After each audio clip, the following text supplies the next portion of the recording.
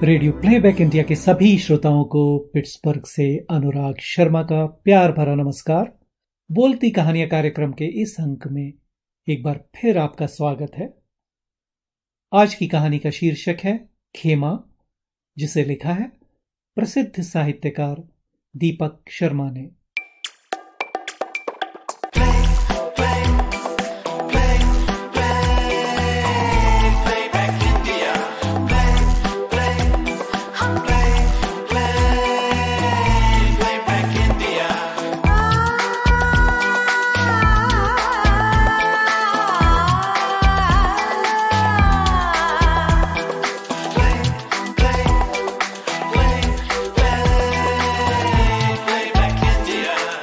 Playback India. बाबा के संग पहली बार किस्सा खड़ा तो किया था मैंने 1965 में, मगर उसकी तीक्ष्णता आज भी मेरे अंदर हाथ पैर मारती है और लंबे डग भरकर मैं समय लांघ रहा हूं। कलाई और कंधे वाली बात याद है ना? हमारे पुराने घर की खाने की कुर्सी पर बाबा बैठे हैं, अपनी दाहिनी कोहनी मेज पर टिकाए, पेट मेज के निकट चिपकाए हुए, दाएं कूल्हे और पैर को आगे बढ़ाए, मेरे संग बाह की कुश्ती करने को आतुर। याद है ना? तुम्हारी और मेरी कलाई का एक दूसरे से संपर्क टूटना नहीं चाहिए। तुम्हारे कंधे और तुम्हारी समूची देह तुम्हारी कुश्ती वाली बाह के साथ साथ उसी तरफ घूमनी चाहिए जिस तरफ तुम उसे ले जाना चाहते हो। अपनी बगल वाली कुर्सी थपथपाते हुए वे मेरे चेहरे पर अपनी आंखें ला टिकाते हैं, शायद जानना चाहते हैं मुझे मेरे सहज और स्नेही रूप में लौटाते हुए इन पिछले 2 घंटों में किए गए उनके प्रयास सफल रहे हैं या नहीं। 2 घंटे पहले फूफा जी ने हमारा वो खेमा उखाड़ फेंका था जिसके अंदर हम बाप बेटे अभी तक सुरक्षित बैठे रहे थे। बाबा की टकटकी तभी से जमा हो रहे मेरे गुस्से के अंबार को पट से बाहर ले आती है और मैं उनकी बगल वाली कुर्सी पर बैठने के बजाय उसे जमीन पर पटक कर चिल्लाता हूं, आपके ये खेल तमाशे आपका मन बहला सकते हैं, मेरा नहीं। और मैं अपने क्वार्टर के सोने वाले कमरे में बिछे बिस्तर पर जा लेटता हूं औंधे मुंह।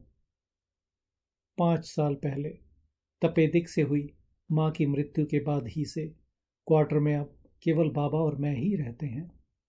रसोई उनकी जिम्मेदारी है और सफाई मेरी। 2 कमरों का ये क्वार्टर उसी स्कूल के परिसर में है जहां बाबा गेम्स टीचर हैं और मैं 6ठी कक्षा का विद्यार्थी। सुबह वाली बात पर तुम्हें अपने उस फूफा जी का बायकॉट करना चाहिए या मेरा? बाबा मेरे पास चले आए हैं। उनके लिए बायकॉट शब्द बहुत अर्थ रखता है। स्वतंत्रता संग्राम के समय में वे बड़े हुए थे और संग्राम से इतने अधिक प्रभावित रहे थे कि उन दिनों जब विदेशी चीजों के बायकॉट के अंतर्गत हर गली, हर नुक्कड़ तथा हर बाजार में विदेशी कपड़े जलाए जा रहे थे, तो उन्होंने भी अपने सारे विदेशी कपड़े जला डाले थे तथा स्वतंत्रता मिलने तक केवल खादी का ही उपयोग करते रहे थे। बायकॉट शब्द जरूर उनके साथ बराबर बना रहा था और उन्हें किसी से भी जब अपना रोष प्रकट करना होता था तब वे यही कहते थे, मैं तुम्हारा बायकॉट करता हूं। कॉलेज में मैच के दौरान यदि किसी लड़के का फाउल प्ले देखते तो उसे तत्काल मैच से ही नहीं, उस मैच की टीम से भी हमेशा के लिए बायकॉट कर देते। आपके बायकॉट करने से फूफा जी को कोई अंतर नहीं पड़ने वाला। मैं फिर टनटनाता हूं, बल्कि मान जाइए आज आपने उनका बायकॉट नहीं किया है, बायकॉट उन्होंने आपका किया है। उस दिन बुआ की ननद की शादी थी और हम दोनों जैसे ही बारात के आने के समय से कुछ देर पहले शादी के मंडप स्थल पर पहुंचे, फूफा जी बड़बड़ाए थे, लो गेम्स मास्टर भी फैमिली समेत आन पधारे हैं। तिरस्कारक अपने भाव को मौजी अपने स्वर शैली में ढालते हुए। बुआ की शादी सन 46 के लाहौर में हुई थी, जहां मेरे दादा के पास मर्फी रेडियो की अपनी दुकान थी। उस समय उनकी आर्थिक स्थिति फूफा जी के अमृतसर स्थित बर्फ के कारखाने वाले परिवार से किसी भी प्रकार कम नहीं थी।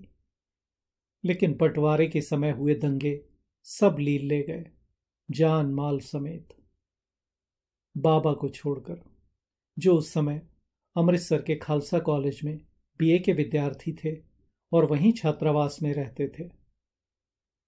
मैं आप लोगों की ही राह देख रही थी। बुआ तत्काल हमारी ओर बढ़ आई थी। हमें तो आना ही था, बाबा बोले थे। तभी फूफा जी हमारे पास पहुंच लिए और बुआ को एक कोने में ले जाकर बोले, कम से कम आज तो तुम्हारे इन गेम्स मास्टर को टाई सूट में आना चाहिए था, इस तरह के फटीचर कोट पतलून में नहीं। तो इस पर जनाब टाई की जगह मफलर लगाए हैं। अरे भाई, उसके पास ढंग का टाई सूट नहीं था तो तुम ही उसे न्योता देते समय मेरा कोई पुराना टाई सूट पकड़ा आती। मगर आपका पुराना टाई सूट भाई पहनता क्या? बुआ ने प्रतिवाद किया था। तो मैं ही उसे नया सूट दिलवा देता। अब उधर लोग बाग इन्हें देखेंगे तो यही बोलेंगे कि दुल्हन के रिश्तेदार ऐसे छोटे आदमी हैं, फूफा जी का जवाब आया था।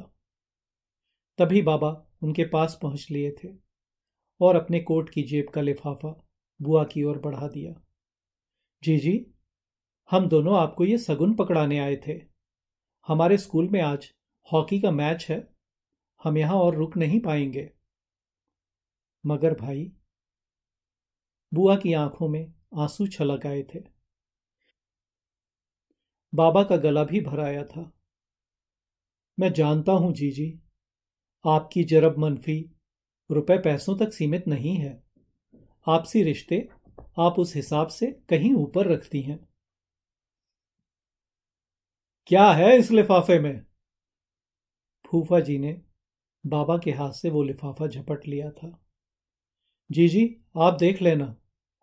बाबा ने फूफा जी की ओर अपनी पीठ फेर ली और मेरा हाथ पकड़कर शादी के मंडप से बाहर निकल आए थे। उस लिफाफे को तैयार करने में बाबा को पूरे 2 दिन लगे थे।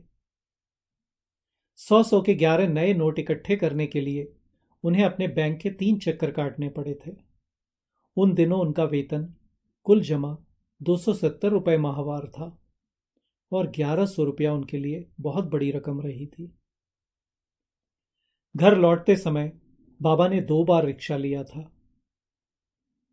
पहले रिक्शे से हम उस जलपान गृह तक गए थे जहां मेरे मनपसंद भोजन की थाली मिलती थी और जिसके बाहर आइसक्रीम कोन। उनके साथ मैंने भी भरपेट खाया और उन्हें अपने लिए कोन भी खरीद लेने दिया था। बेशक इस पूरी अवधि में शुरू से लेकर अंत तक हमारे बीच विच्छिन्न सी एक चुप्पी घिरी रही थी, जिसे तोड़ने हेतु बाबा अब घर लौटते ही अपनी इस कुश्तीबाजी को परिदृश्य में खिसका लाना चाहते थे। वहां की कुश्ती में वे पारंगत थे और प्रादेशिक स्तर पर उसमें कई पुरस्कार भी जीत चुके थे। चलो बिस्तर से उठो, उधर बैठक में चलते हैं, वहां बैठकर बात करेंगे। बाबा मेरे बालों में उंगलियां फिरा रहे हैं। बात क्या करेंगे? बाबा का हाथ मैं अपने बालों से अलग कर झिटक देता हूं। अपने को ऊंचा सिद्ध करने की कोशिश करेंगे और फूफा जी को नीचा, जबकि सारी दुनिया उन्हें आपसे ऊंचा दर्जा देती है। आप मान क्यों नहीं लेते? घर से बाहर आपको कोई बड़ा आदमी नहीं समझता, सब छोटा समझते हैं, बहुत छोटा समझते हैं। जब तक मैं अपने को छोटा नहीं समझता, मैं बड़ा ही बना रहूंगा। बाबा की आवाज लर्जी है, उसमें वो कंपन उतर आया है जो वे अपनी बात मजबूती से कहने से पहले अपने अंदर महसूस करते हैं। किसके लिए बड़े बने रहेंगे? उन छोटे बच्चों के लिए जिन्हें आप हॉकी सिखाते हैं, फुटबॉल खिलाते हैं, ऊंची छलांगें लगवाते हैं, जिनकी नजर में शरीर की फुर्ती ही सब कुछ है? मैं चिल्लाता हूं, तुम अभी गुस्से में हो। बाबा मेरा कंधा थपथपाते हैं। तुमसे बाद में बात करता हूं, सब समझाता हूं। मुझे आपसे कुछ नहीं सुनना समझना। अपना चेहरा मैं उनसे विपरीत दिशा में घुमा ले जाता हूं, उनकी ओर अपनी पीठ फेरता हुआ, लगभग उसी बेरुखी के साथ जो उन्होंने फूफा जी की ओर पीठ फेरते समय उस दिन बरती थी। बाबा अब कुछ नहीं कहते, चुप्पी साध कर बैठक की ओर बढ़ जाते हैं। मेरे अंदर का बगुला और उग्र हो रहा है, मेरे थमाए नहीं थम रहा है। बाबा समझ क्यों नहीं रहे? स्कूल की उनकी इस दुनिया के बाहर एक और दुनिया भी है, जहां उनका कोई महत्व नहीं, कोई मोल नहीं। बिस्तर पर बने रहना मेरे लिए असंभव हो आया है। लपक कर मैं भी बैठक की ओर चल देता हूं। बाबा वहां की आराम कुर्सियों के पीछे वाले कोने में खड़े अपने पॉमेल हॉर्स पर सवार हैं। ये उनका वह वर्जिशी घोड़ा है जिसके मेज जैसे ढांचे की दोनों टांगें फर्श से चिपकी हैं और जिसके ऊपरी तल पर 2 हत्थे जड़े हैं। इस समय बाबा उन हत्थों के सहारे अपने पैर जोड़कर गोलाई में चक्कर काट रहे हैं, दाएं से बाएं, बाएं से दाएं। असमंजस एवं तनाव के अपने क्षण वे इसी पॉमेल हॉर्स पर बिताया करते हैं। मुझे सामने पाकर वे तत्काल उससे नीचे उतर लेते हैं। मैं जानता था तुम मेरे पास आए बिना नहीं रह सकते। सारी दुनिया मेरा बायकॉट कर दे, मुझे कोई परवाह नहीं, लेकिन तुम बायकॉट करोगे तो मेरा हौसला टूट जाएगा, हिम्मत चुक जाएगी। और वे रोने लगते हैं उसी वेग से जिस वेग से वे मां की मृत्यु पर रोए थे। कैसे हमसे बायकॉट करके चली गई? मैंने आपका कोई बायकॉट नहीं किया। मैं बैठक के बाहर बने बरामदे में चला आता हूं। वहां मेरी साइकिल खड़ी है। मैं साइकिल लेकर स्कूल का परिसर पार कर जाता हूं। स्कूल के गेट के बाहर वाली उस दुनिया में मैं पहली बार बाबा के बिना निकला हूं, वो भी बिना उन्हें बताए कि मैं कहां जा रहा हूं।